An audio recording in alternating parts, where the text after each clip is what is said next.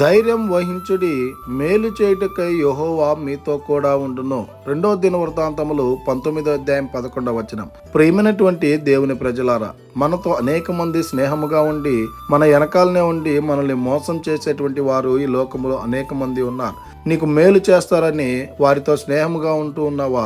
ఈ లోకంలో ఉండేటువంటి వారు ఏదో ఒక రోజు నీకు మోసం చేయొచ్చు. అయితే ఆ యేసుక్రీస్తు ప్రభుల వారిని నువ్వు విశ్వసించినట్లయితే, ఆయన యందు భయభక్తులు కలిగి ఆయన యందు నమ్మకం ఉంచినట్లయితే, ఆయన నీ సమస్త కార్యంలో నీతో కూడా ఉండి నీకు మేలు చేసేటువంటి దేవుడిగా ఉన్నాడు. కనుక ఇక నుంచైనా ఈ లోకంలో ఉన్నవారి మీద మనం ఆశ పెట్టుకోకుండా, ఈ లోకంలో ఉన్నవారి ఎడల నమ్మకము కలిగి జీవించకుండా, ఆ యేసుక్రీస్తు ప్రభుల వారి యందు మనము నిజమైనటువంటి నమ్మకమును, విశ్వాసమును, ఆయన యందు భయభక్తులను కలిగి జీవించాలని కోరుకుంటూ ఈ దిన వాక్యం ద్వారా దేవుడు బలపరచును గాక.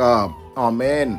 ప్రార్థన. మమ్మల్ని మిక్కిలిగా ప్రేమిస్తున్న ప్రియ పరలోకమందున్న మా తండ్రి, మీకే కోట్లాది వందనాలు, స్తుతి స్తోత్రాలు ప్రభా. ఈ ఉదయకాల సమయంలో మా మరణ దినం నుంచి మరొక నూతనమైనటువంటి దినాన్ని ఆయుష్గా అనుగ్రహించినటువంటి దేవా, మీకే కోట్లాది వందనాలు, స్తుతి స్తోత్రాలు. ఈ దినాన్ని చూడలేనటువంటి పరిస్థితుల్లో అనేక మంది అనేక రకాల మరణాల ద్వారా మరణిస్తున్నప్పటికీ మమ్మల్ని సజీవ లెక్కలుగా నిలబెట్టి మరొక నూతనమైనటువంటి దినాన్ని ఆయుష్గా అనుగ్రహించినందుకై వందనాలు ప్రభా.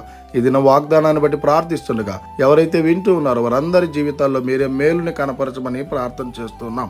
ఇది నాన్న ఎవరైతే ప్రయాణాలు, పనులు, నూతనంగా కార్యక్రమాలు ప్రారంభిస్తున్నారో వాళ్ళ పనుల్లో, ప్రయాణాల్లో, ఆ కార్యక్రమాల్లో మీరే తోడై ఉండి నడిపించమని ప్రతి బిడ్డను మీ కృపగల హస్తాలకు అప్పచెప్పుకుంటూ కృపనే కోరుకుంటూ యేసుక్రీస్తు పరిశుద్ధ నామాన్ని అడిగి మరి ప్రార్థిస్తూ వేడుకుంటున్నాము తండ్రి. ఆమేన్. God bless you.